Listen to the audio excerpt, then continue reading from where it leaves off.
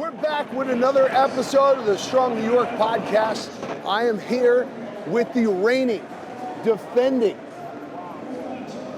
Mr. Olympia himself, 2023, 2024, and maybe now 2025. For sure, 2025. A lot of fucking pressure on those shoulders. No pressure. What are you pressing with those shoulders? Dumbbell-wise. I haven't done dumbbells in years, man. I used to do up to 140s, 150s. What do you like to do? I used to do the Smith machine. I was gonna say. Yeah. I just started so I just got this new machine. It's called the Smith 3D. Okay. It's a great piece of equipment, and it moves vertically and horizontally, which I love. Those one of the moving Smith machines? Yeah, the Smith machine will it's got a trolley system that'll shift. Yeah. So what if you could only have two pieces of equipment in the gym? Leg extension. Okay. Leg extension. And two? Yeah, just two pieces of equipment. I'm gonna be unbalanced then, but leg extension and a preacher curl. Okay. There's a lot of talk about like mental health and all this shit. And I heard Phil Heath say it. I've heard Arnold Schwarzenegger recently talk about it. When you start to get to this peak performance, right? When you get to this level of excellence, do you start to question, right? Or start to feel that you're not in the best shape at all times? And does that fuck with you? Hey man, it's pressure is a privilege. That's kind of what I learned with bodybuilding. The expectations that people want you to look the way they want you to look. It's all about what you want to look like and what your team wants to look like. And what I learned thing about bodybuilding, you have a good team behind you, especially when the pressure is hot. Just focus on your team and not pressing away. I learned to tune everything out outside of what it wants me to do when it comes to expectations. And I sat out the Olympia in 2020 because of the pressure, because of mental health. Yeah. And it wasn't fun. I had the world bash on me. People said I was scared to compete. People said that I was a head case. People said a lot of things where I had no clue where they got it from, just because I was so much in the spotlight.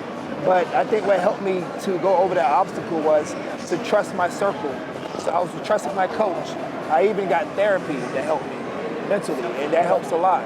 I think a lot of us bodybuilders, especially us big guys, we're afraid to get help. So, do you think there's a negative connotation about that? Mental health? Yeah, because I think when people ask you for help, they think they're crazy. I thought that before, I was like, I can deal with it on my own. You can't do everything on your own. Yeah. And that's what I learned being not just a bodybuilder, but just a human. You can't do every single thing alone. And sometimes you may need that help. And I needed that help mentally. That's what I got. And that was a huge step forward to put me where I'm at today. Did you play a lot of other sports growing up? I played football and I ran track. And what do you think the hardest part about playing this sport? It's just the mental. It's not hard. It's not the food. I mean, the food is tough sometimes, like when you're growing.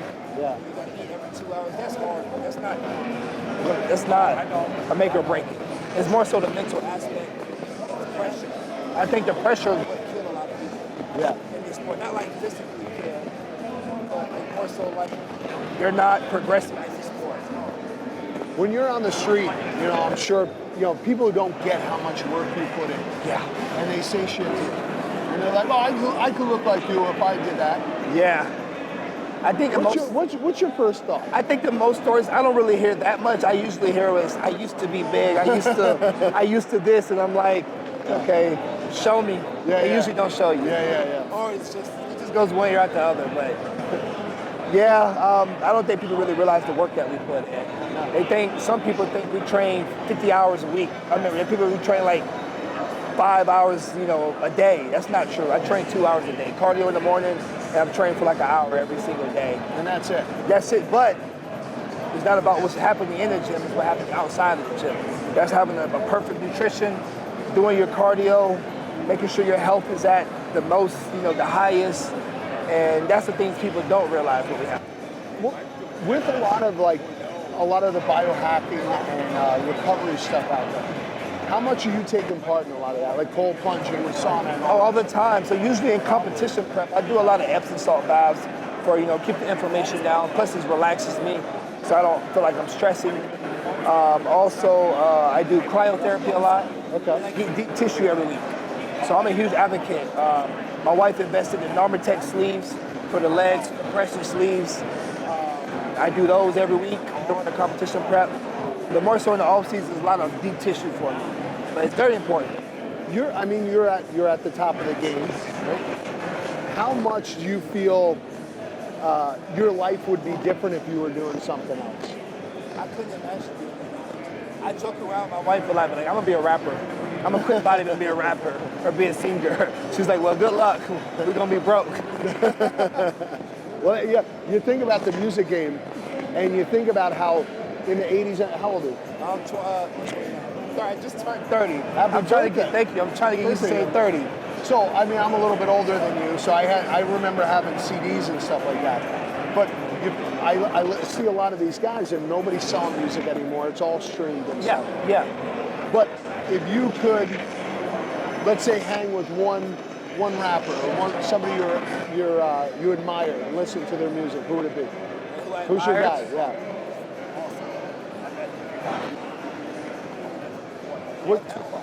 Tupac. I'm an old school. Yeah, I don't listen to new school. I like that. I'm an old school. I'm an old school. Yeah. So even though I wasn't really alive much when they was putting music out, but I was growing up listening to it.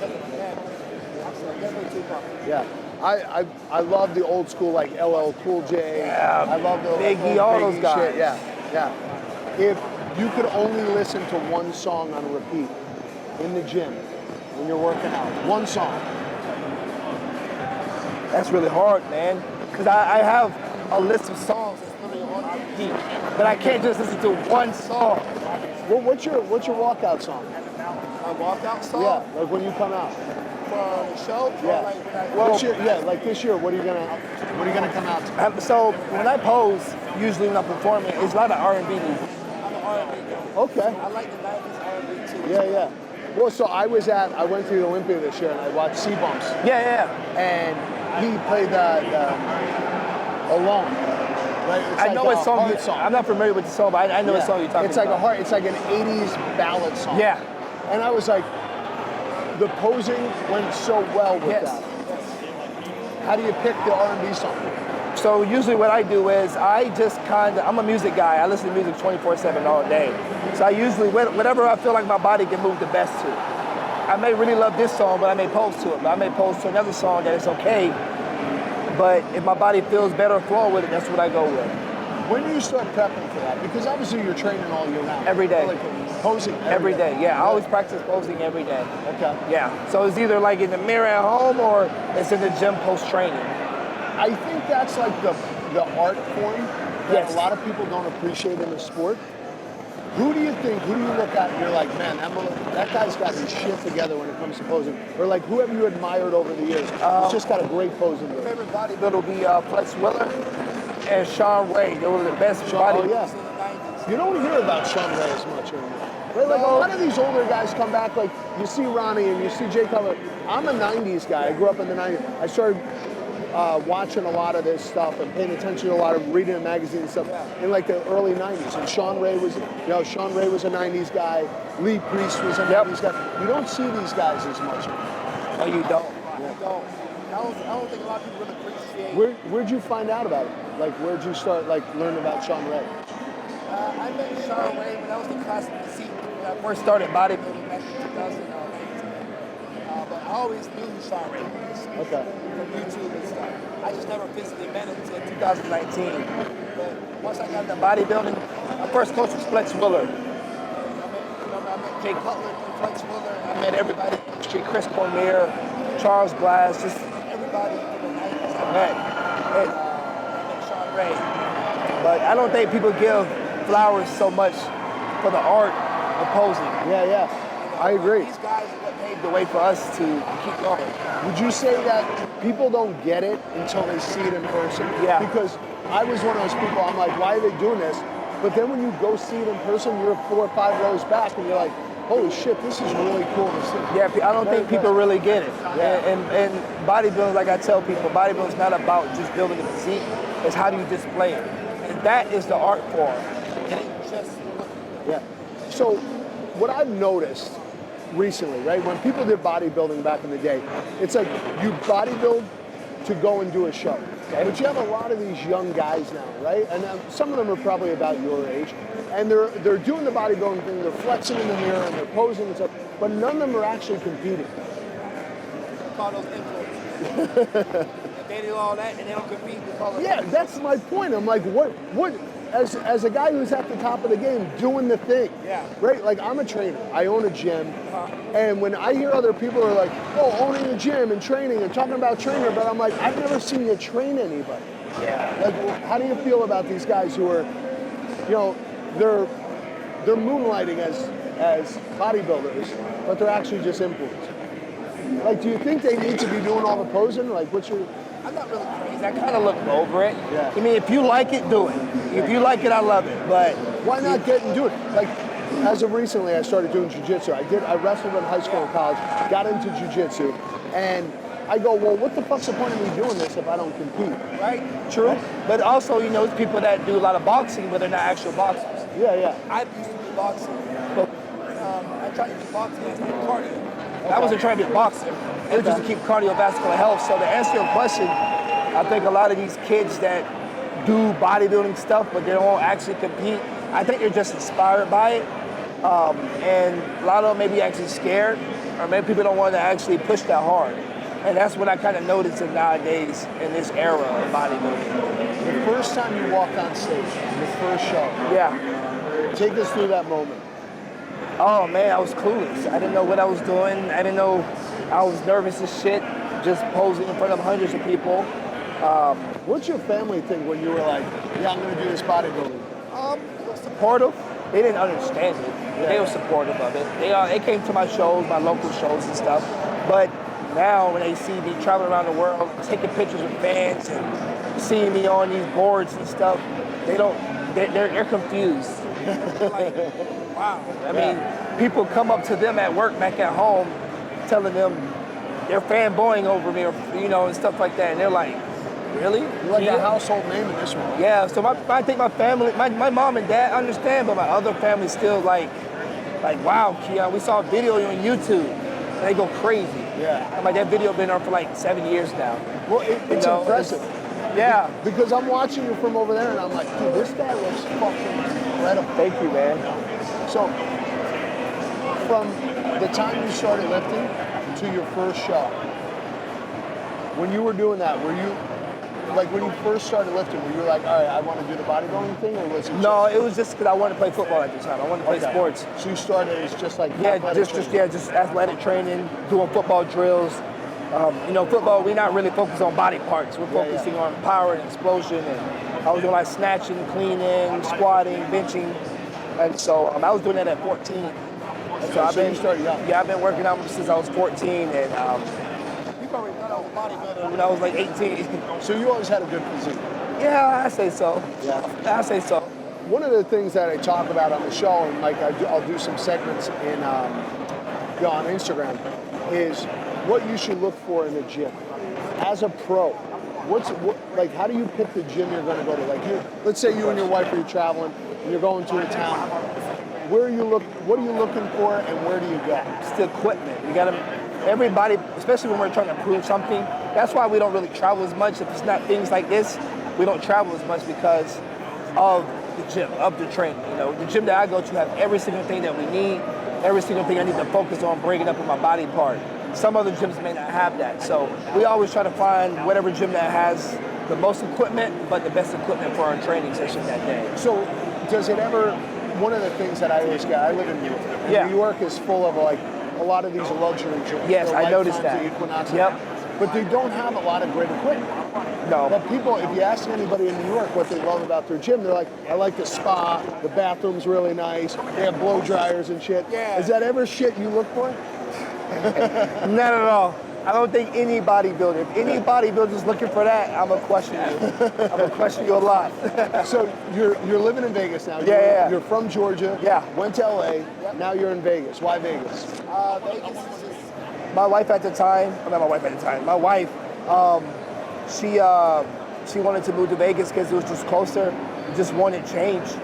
And so we moved there. It was just a convenient move. It wasn't really no purpose. And then eventually the Olympia wound up moving to Vegas. And I was like, holy shit. The Olympia is like 20 minutes from my house. Yeah. So we're gonna stay there for a couple of years, and you know, I may move to Texas later on. Because I came from Texas. Okay. And I love Texas. You said that Vegas is like the new mecca for bodybuilding. Yeah. It's the mecca of bodybuilding. Like I said, what do you say? a lot of people from California, because California was the mecca of bodybuilding. And then since the fires, God bless the people that lost their homes. You know, it's really expensive in California too. One of the things I had said, I love Austin. Austin's probably, if I didn't live in New York, I'd move to Austin. And I tell people, Austin, Texas. Okay. What? Where would you go in place? Texas? I'm from Dallas. I came from Dallas. Okay, so yeah. I love Dallas. It's cool. So have you seen that new Recon gym? Absolute Recon. Dude, Insane. what the fuck? That's the type of gyms I look at. I love a gym like that. It's amazing. That is sick. It Like, has everything. they have shit I've never even seen before, and I keep my finger on the pulse of it. Yeah, I'm an equipment freak when it comes to equipment and the brands, and they have everything. What are the 3 brands you're like, if they have that stuff, they know what the fuck they're doing? Hammer Strength, Panada, and I like New Tech as well. New Tech's new to the scene, I feel like. Yeah, New Tech is pretty new. They've been out for a couple of years, but they're fresh.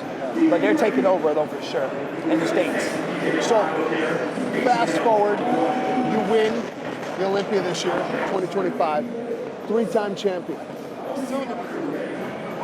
Well, let's just play it like we're there. Okay, we're here. You're walking off stage, you win for the 3rd time. Yeah. What's going on? Where are you going and what's coming up next? Well, we're going to enjoy the moment. We're going to enjoy the win. Like people asked me last year, how did it feel? What did you do? The next day, I went right back to work. You can't be complacent. This is a true champion right here. Where can everybody find you? You guys can find me at Keon Prodigy on Instagram, Keon Prodigy on my YouTube. Subscribe, and yeah, you guys follow along my journey. Guys, keep your eyes open for the Olympia this year because he's coming for a 3rd title. Watch out. Thank you guys for watching. Check out, like, subscribe, share with a friend, and we'll see you guys soon.